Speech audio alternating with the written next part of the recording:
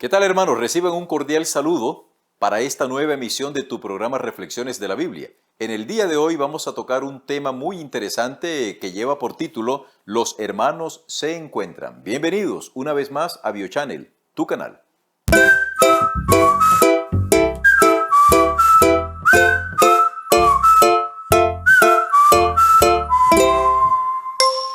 ¿Sabías que? En el libro de Gálatas, el capítulo 3 y el versículo 22, el apóstol Pablo escribe de la siguiente manera: pero la Escritura lo encerró todo bajo pecado, para que la promesa que es por la fe en Jesucristo fuera dada a los creyentes. Nos interesa explicar la primera sección de este versículo donde Pablo, el gran erudito, el doctor de la ley, dice así: pero la Escritura.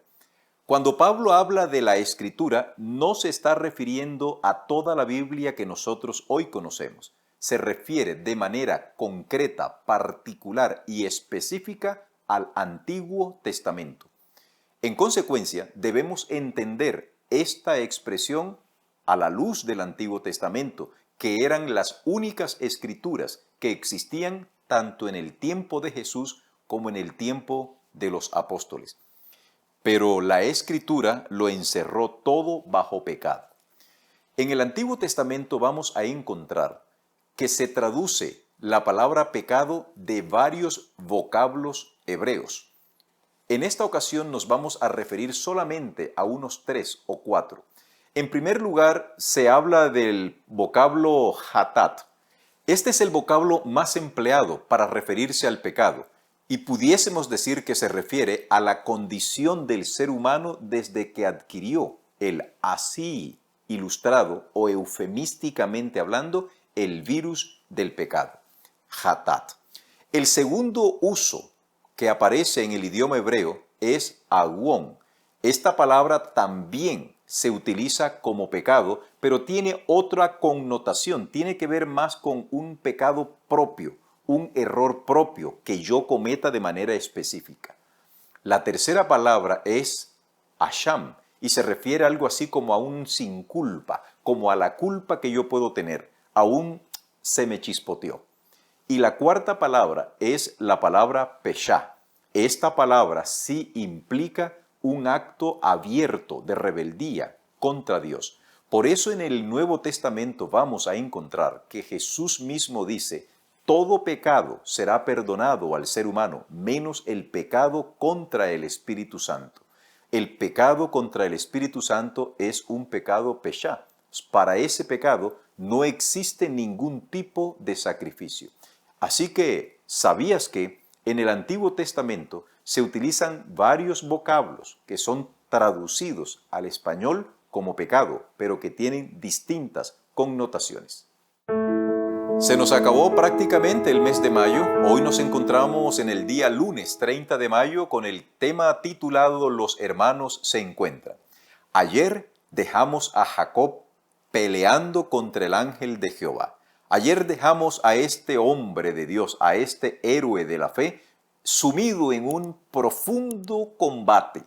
Él no quiere perderse la bendición que Dios le puede otorgar. Él necesita de manera desesperada oír de parte de Dios que Dios estará con él y que puede contar con su divina presencia y sobre todo con su gran protección cuando se vaya a encontrar con su hermano. La noche transcurre. Jacob llega temprano al campamento y a lo mejor lo primero que observa a Raquel es: amor, ¿qué te pasa? ¿Por qué estás caminando raro? Te noto que estás cojeando de una pierna. ¿Te ocurrió algo, Jacob? A lo que Jacob le dice: tranquila, mi amor, no fue nada. Más luego te cuento. Vamos a hacer lo siguiente, miren. Y entonces organiza a su familia en campamentos. Aquí nosotros encontramos la evidencia directa de que en los afectos de Jacob habían estratificaciones, habían categorías, había una clara diferenciación. A quienes puso en primer lugar para que se encontraran con Jacob fueron a los hijos de las siervas No sabemos si puso primero a los hijos de Silpa o a los hijos de Bila. La Biblia no lo identifica, pero lo que sí dice la Biblia es que a ellos los puso en primer lugar. Luego vino Lea con sus hijos. Y por último dejó a Raquel con su hijo precioso, José. Puso distancia entre cada uno de los grupos. Jacob era un hombre que también tenía unas características de organización muy interesantes. Previo a este encuentro que era inevitable, Jacob había enviado a varios de sus siervos con un número determinado de animales. Fue un regalo bastante costoso si tú te pones a leer la lista de animales que Jacob le entregó como regalo a su hermano Esaú. Él mismo fue delante del campamento. Realmente a quien buscaba Esaú era a él. Ahora, después de haberse encontrado con el ángel de Jehová y haber sido declarado vencedor, aunque perdió el combate, Jacob estaba con seguridad de que todo iba a salir bien. Cuando allá a lo lejos divisa a su hermano, él comienza a inclinarse.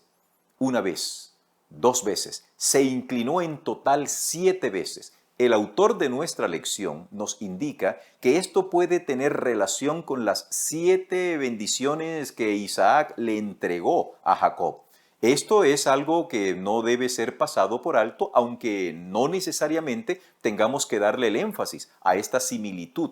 Lo cierto es que cuando Esaú lo distingue a la distancia, él corre a encontrarse con su querido hermano Jacob. Se abrazan, lloran, se besan.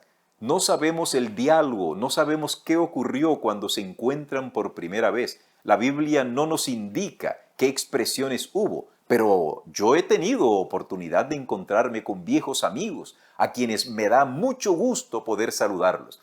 Nunca olvidaré a un amigo muy querido que tuve y que tengo acá en la universidad cuando éramos estudiantes. Él se llama Rubén Darío Valero, un venezolano. Cuando éramos jóvenes, bueno, todavía tenemos cierto grado de juventud, nos encontrábamos después de las vacaciones y Rubén me brincaba, me cargaba, yo lo cargaba, éramos felices volviéndonos a ver. ¿Qué hubo, chamo? ¿Cómo estás tú? Mira, pana, que no sé qué, me decía el Rubén. Hoy puedo yo decir con casi absoluta certeza que ese saludo entre Jacob y Esaú no fue un saludo protocolario, fue un saludo emanado de las entrañas. Después de muchos años de separación, estos dos hermanos se volvían a encontrar. Jacob le dice a Esaú: hermano mío, cuando yo veo tu rostro es como si estuviese viendo el rostro de Dios. Hermanos, ¿cómo te imaginas tú el rostro de Dios cuando te mira a ti? Los que tenemos hijos sabemos que miramos con ternura, con dulzura a esas caritas inocentes que a veces hacen sus travesuras, pero nosotros decimos, son inocentes, los amamos. Asimismo Dios nos mira a nosotros a pesar de que cometamos pecado. Lo mismo pensó Jacob cuando vio el rostro de Esaú. Apreciados hermanos, la historia de Esaú y de Jacob ya pasó, pero hoy nosotros tenemos que enfrentar distintos conflictos, distintas circunstancias, algunas muy difíciles.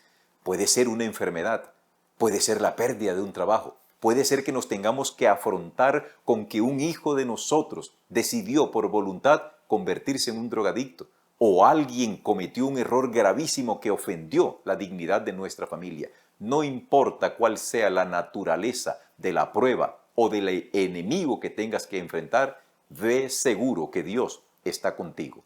Que en este día, cuando salgas a trabajar, antes de salir a trabajar, ora. Encomienda a Jehová tu camino, confía en Él, espera en Él, que Él va a actuar.